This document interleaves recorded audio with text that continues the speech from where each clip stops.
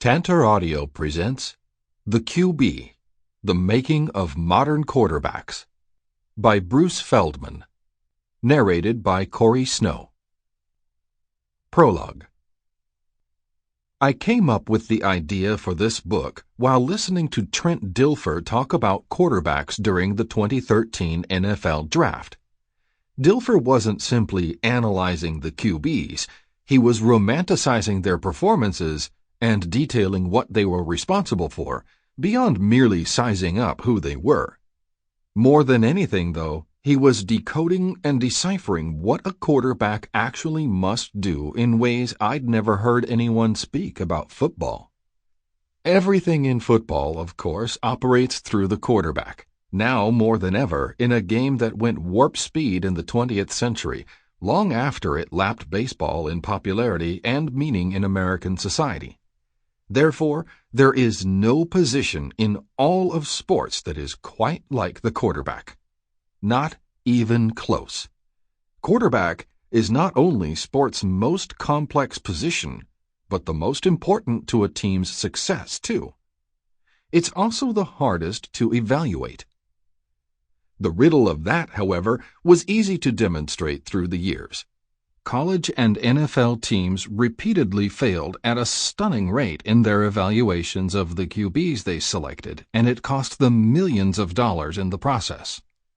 In the 20 NFL drafts prior to 2013, 50 quarterbacks were selected in the first round, and about 40% of them proved to be busts, while only 6 of those 50 ever started and won a Super Bowl. The level of futility and development in the college game was equally eye-opening. The 2010 recruiting class was a reminder of that. Of the 31 QBs ranked as blue chippers deemed 4- or 5-star prospects by the online recruiting analysts, only 4, 13%, won starting jobs, while 22 bolted to try and play somewhere else, 71%. An entire industry had sprung up in the 2000s to nurture quarterbacks in an attempt to cash in on sports' ultimate lottery. For a while, private coaching was kind of a sketchy subculture in football. Former UCLA coach turned Pac-12 network analyst Rick Neuheisel told me it was interesting to see how all these guys, private coaches, became gurus and that it looked greasy. But he also marveled at what an exploding arena it was. I have half a mind to jump into it myself, he said, but I don't want to be one of those guys that is chasing these dads. Those dads he refers to are the fathers of the young QBs vying for elevated star status in the online recruiting world and for spots in the Elite 11 camp on the Nike campus in Oregon. The overweening fathers often muck up the process even more, though Steve Clarkson, the godfather of the now booming private coaching business, has made a cottage industry of courting the dads. I knew that Dilfer, as the head coach of Elite 11, had become a part of that world.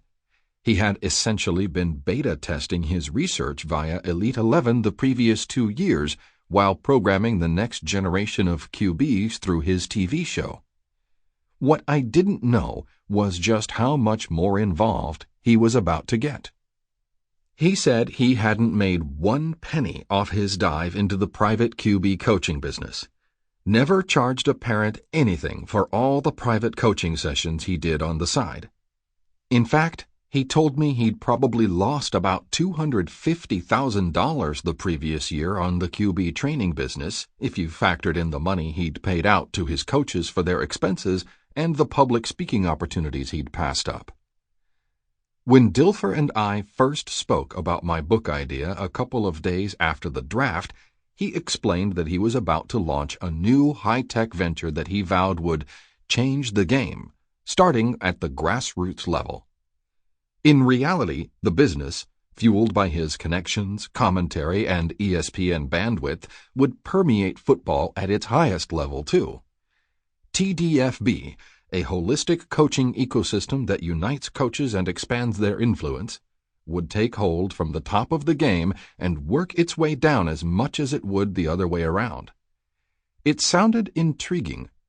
The game had already changed, but how exactly would Dilfer's new QB training and evaluation model work? What would make it so different from what already was out there? How distinct would his version of QB heaven be from the Manning's version that Archie and his boys put on every summer down in Louisiana? What were the nuances that determined whether a quarterback shined or sank on game day? More specifically, what exactly was it that made Aaron Rodgers, a guy who had 0 college scholarship offers out of high school, into a future Hall of Famer, or made Peyton Manning so unique? Better yet, why did so many lifelong football recruiters keep screwing up their evaluations of these guys? And, back to Neuheisel's point, what does a quarterback guru actually do? Dilfer's presence in this space, as he often calls it, was unlike that of the other football veterans in the private QB coaching business. He was already entrenched in the elite NFL culture, and through his TV work and his personal relationships with the big-name players and coaches, he had already established a new, multi-dimensional football lingo that had become a part of how they spoke. Common Dilferisms are throwing the receiver open or playing off-platform. Arm strength became the more qualified arm talent because arm strength merely spoke to how hard a guy could throw the ball, not whether he was also adept at feathering a pass over a linebacker and in front of a defensive back, too. A quarterback wasn't just accurate anymore. Instead, there were 5 different variations of accuracy, ranging from the basic rhythm accuracy to the more nuanced second reaction accuracy. By the time I pitched the idea for the QB, I realized how so many of the key figures in the quarterbacking world were actually interconnected by one person or another. In Dilfer's vernacular, these were the mapmakers of a very unique genre. Among them were a group of men who, like Dilfer, were haunted by personal failures and shortcomings. They were the marketing whiz, the mad scientist, the QB whisperer, the brain guy, the magic men, and the Mannings. At the core of it all was the debate whether elite QBs were a product of more nature than nurture. For my recruiting book, Meat Market, I had a chance to go behind the scenes for a real inside perspective at how the recruiting process actually works in big-time college football. With this book, I figured I would have a similar opportunity to explore the world of the QB in a way it had never been shown before, by telling it through Dilfer, the tortured former Super Bowl-winning quarterback, one of his protégés, George Whitfield, and through Whitfield's protégé, Johnny Manziel, who had become the hottest commodity in football. The book would have exclusive access to all 3, so the listener would be alongside Johnny Football, whether that meant he was in Dime City with Whitfield, assisting Dilfer's Elite 11 crew in Oregon mentoring high school quarterbacks ranked a lot higher than he ever was, or hunkered down in College Station with his Texas A&M coaches as he took the next steps in his development after becoming the first freshman to ever be awarded the Heisman Trophy. Manziel had blossomed under the tutelage of Whitfield and the coaches at Texas A&M, who managed to polish the undersized quarterback's raw skills without bogging him down with so much that it had hamstrung his rare improvisational wizardry. Such a balance can be tricky, where nature and nurture often collide. Exactly how does the 20-year-old thrive in this setting, much less survive? It was a question that often bewildered his own coaches, but it got at some of the same vexing issues that had been tripping up NFL brass for decades. As it turned out, the book would unfold in what proved to be the most significant year in QB development in the sport's history. 5-foot 10-inch Russell Wilson became the shortest QB to lead his team to a Super Bowl title, forcing the NFL establishment to re-examine its own prejudice against shorter quarterbacks. And then, Manziel became the first sub-6-foot QB to get drafted in the first round, or even in the top 2 rounds, by an NFL team in 60 years. Another freshman QB, Jameis Winston, an Elite 11 product, won the Heisman and led Florida State to the national title.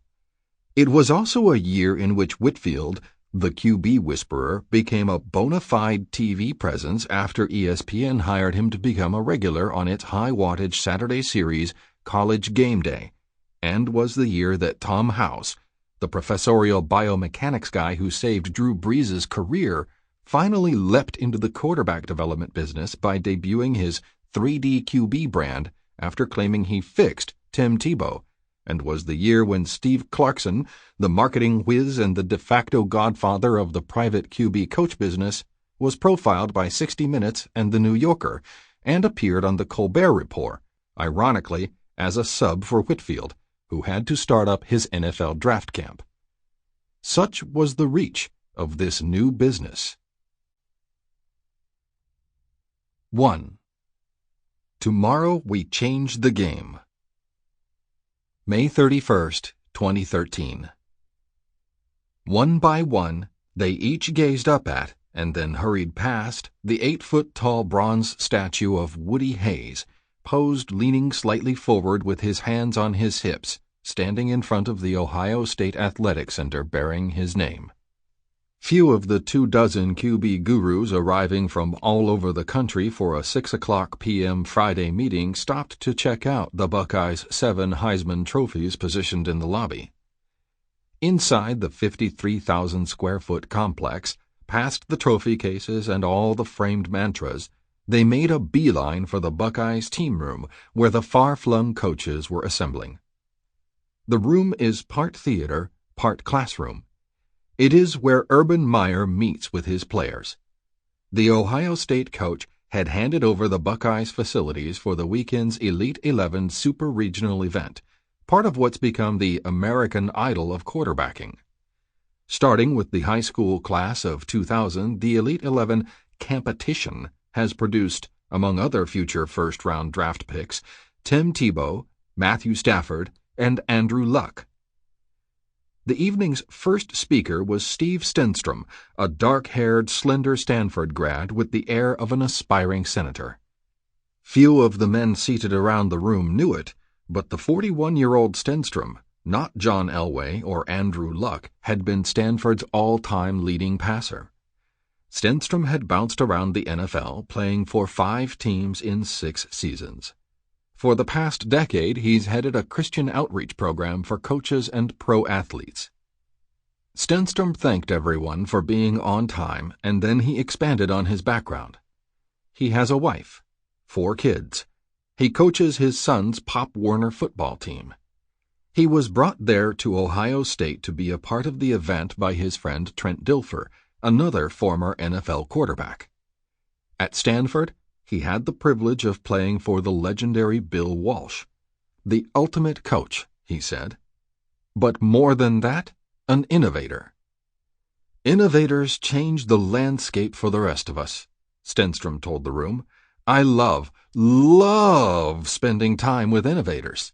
I just get excited being around them because they're doing something on the cutting edge.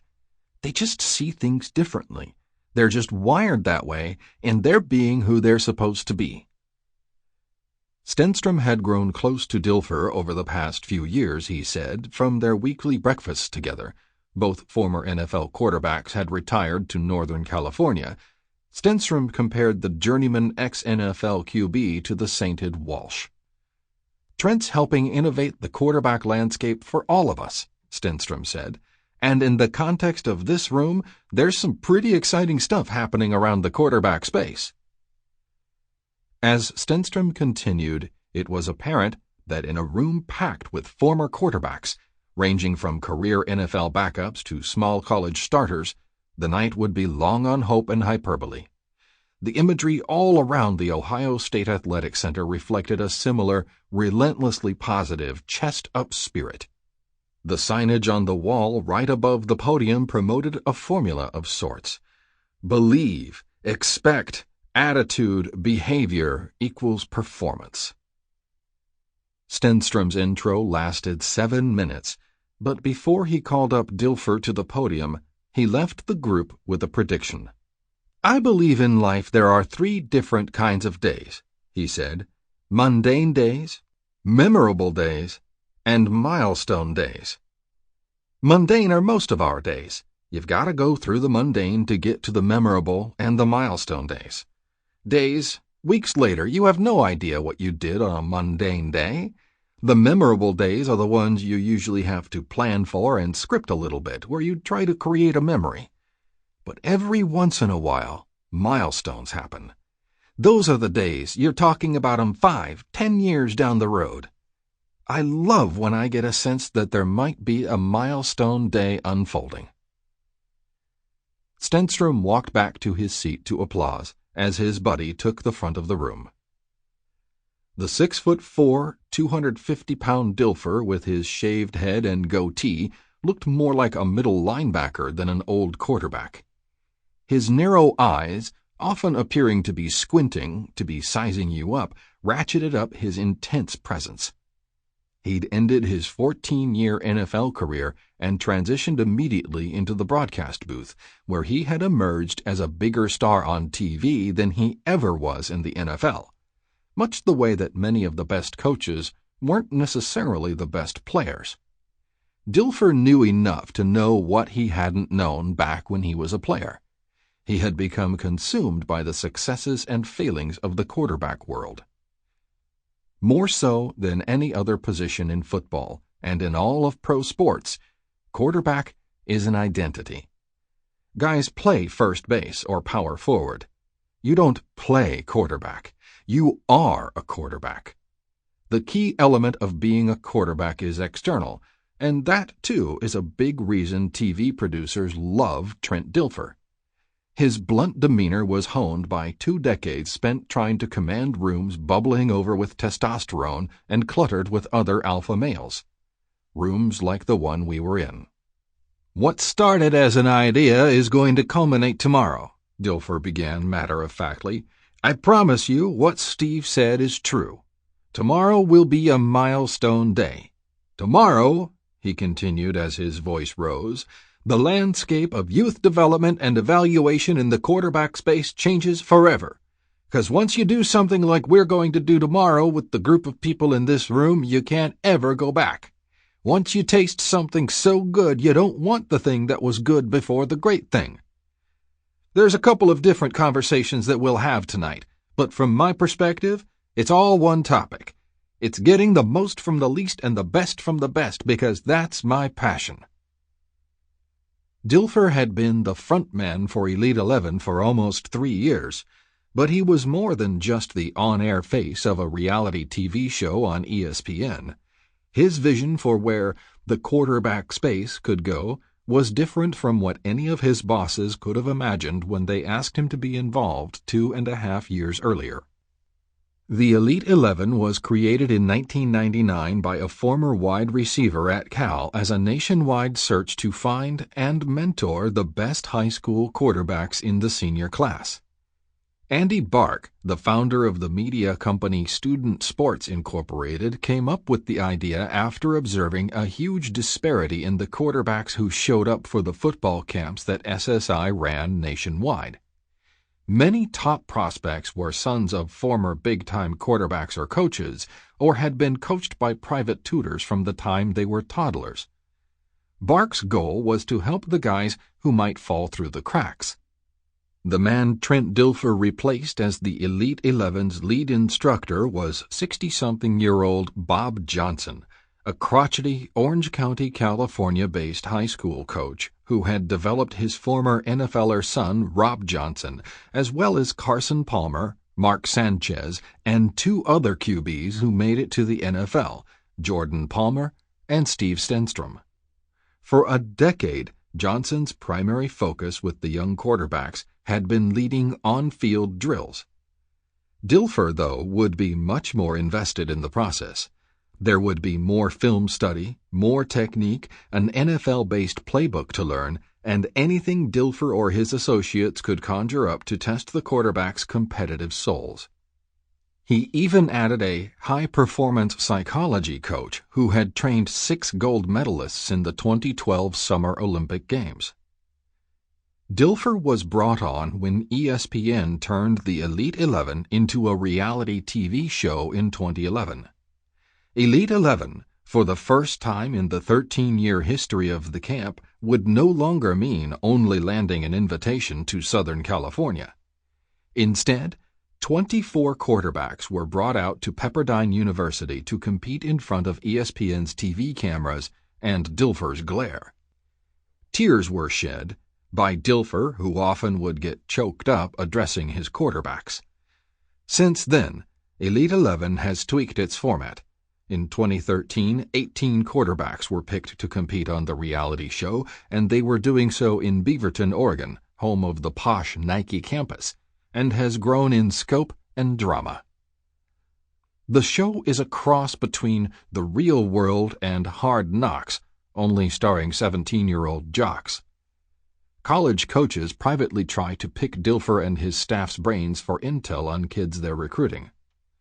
"When Andy asked me to take this thing over, it was already best in class," Dilfer told the QB coaches. "There's no doubt the Elite 11 camp was best in class, but it had to be best in class and a TV show, and that's not easy. It could not lose its authenticity. There's people in this room who, 2 months into it, thought I was off my rocker, and I know who you are. They said, 'You're going to get us all fired. It's crazy what you're trying to do.' But I kept pushing the envelope. I knew the player wanted more. I knew the coach wanted more. I knew the audience wanted more. What's happened over time is, what started as a camp has now become a cult. We're making a change with the kids, and to me that's good. I settled for good as a player. I was just good, never great."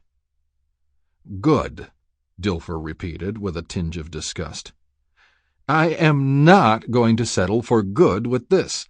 We're going to be great. It is going to be great. We're going to take it to the community. At some point, this is going to be a 13-week series.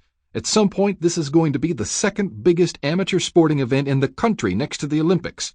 That's where we're going, but to do that, you have to start building internally." Over the past few years, while he's traveled the country working with young QBs, Dilfer and his staff also have been scouting private quarterback coaches. Several of the men seated around the room were former NFL backups who had noted the quarterback guru boom and decided to put up their own shingles. It was a niche business that had become a cottage industry, catering to wealthy parents hoping that, with the right tutoring, at some $200 an hour, their sons could be the next Tom Brady, or at least earn a $200,000 scholarship and be BMOC. The guy sitting right in front of Dilfer in the middle of the first row, 27-year-old Hunter Cantwell, spent 3 seasons in the NFL before being cut in 2011. Just 10 feet from him was George Whitfield, Jr., a San Diego man who once tightened up Cantwell's mechanics and has since groomed everyone from Ben Roethlisberger to Cam Newton to Andrew Luck, and has been labeled by Sports Illustrated as the quarterback whisperer. From Ohio, Whitfield would fly down to Texas to work with his newest star protege, Texas A&M's Johnny Manziel, the 2012 Heisman Trophy winner. Behind Whitman was Craig Nall, a Dallas-based coach who'd spent 5 seasons as Brett Favre's understudy with the Green Bay Packers. Dilfer's idea? To unify those coaches into his system, which was geared toward showing a quarterback a lot more than just how to throw a tight spiral. The QB guru biz has been around for decades. Dilfer, though, was the first guy who ever tried to franchise it. And he had the cachet, the resources, and the platform of Elite 11 and ESPN to try to make it happen. His vision would become a reality in a little more than 12 hours. Its name? TDFB. Billed as a holistic coaching ecosystem that unites coaches and expands their influence, TDFB's rollout was doubling as Elite 11's Super Regional at Ohio State.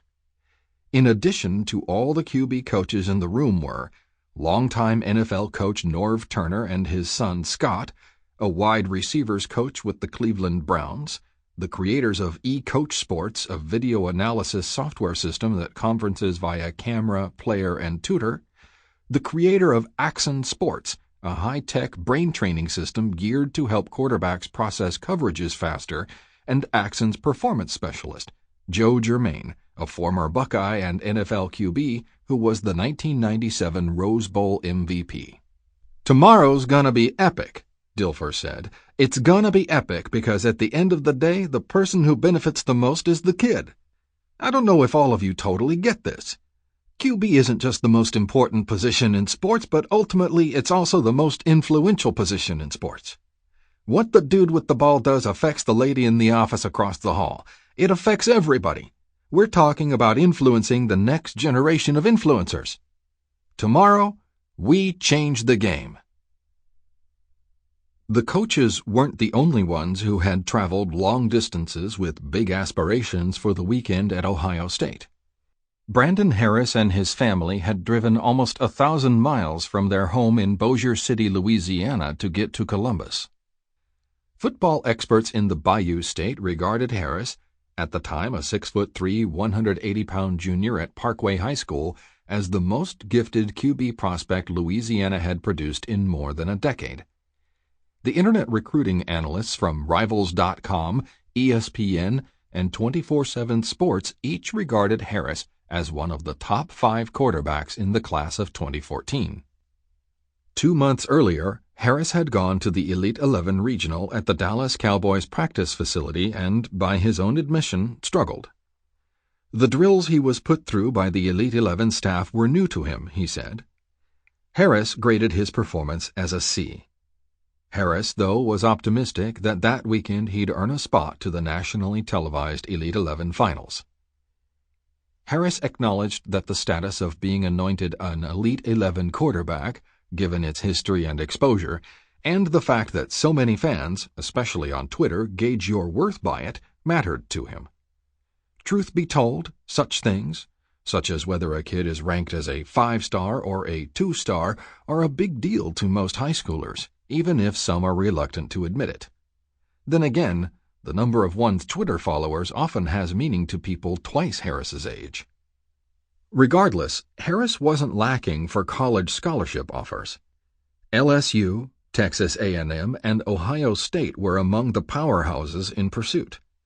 The home state Tigers waited until after they observed Harris throw during spring practice before offering him. LSU offensive coordinator and former NFL coach Cam Cameron told me afterward that he's been out to see 4 quarterbacks now, and I was the best of the group, Harris had told reporters earlier in the spring. He thinks I've got big-time NFL potential. Harris had arrived a day early in Columbus for an unofficial Ohio State visit. He was hosted by Urban Meyer and Buckeyes offensive coordinator Tom Herman. "Coach Meyer said he really wants me to be the quarterback at Ohio State," said Harris. Turned out, Meyer wouldn't be the only big-time college head coach Harris saw on the trip to Ohio State. LSU head coach Les Miles and his assistant Cam Cameron made the trek to Columbus for Elite 11 too. Even though college coaches are not allowed by NCAA rules to attend any such camps, both Tigers coaches were in the clear since their sons, Manny, Miles, and Danny, Cameron, a pair of high school sophomores in Baton Rouge, also were taking part in the Elite 11. The Elite 11 staff was curious to see how Brandon Harris performed. There were no doubts about his arm strength or his athleticism, although the staff wanted to see more polish on his passing skills instead of his being a one-pitch pitcher relying on his fastball. "The big concern with him is about his mental makeup," said one of the coaches. "When we saw him in Dallas, he kept telling people how he'd never really been coached before, like he was using the same excuse, the same crutch on people. He sounded rehearsed. You wonder if he's the guy who makes excuses when the chips are all on the table and things aren't going right. You wonder how he'd carry a locker room. Will kids see right through him?" The critique, the kind you might hear an NFL scout offering his bosses while sizing up a college prospect, underscored how much the Elite 11 process had changed under Trent Dilfer. Before he took over, the selection process was largely reduced to rounding up the kids with the most recruiting buzz. Dilfer incorporated war room settings as part of the Elite 11 and its reality show, where the head coach, Dilfer, and his staff debated the merits of each QB. This can be a tricky proposition, given how many different schemes high school teams use and the wide variance in the level of the competition they play against, or how good the coaching these kids have had. Sample complete. Ready to continue?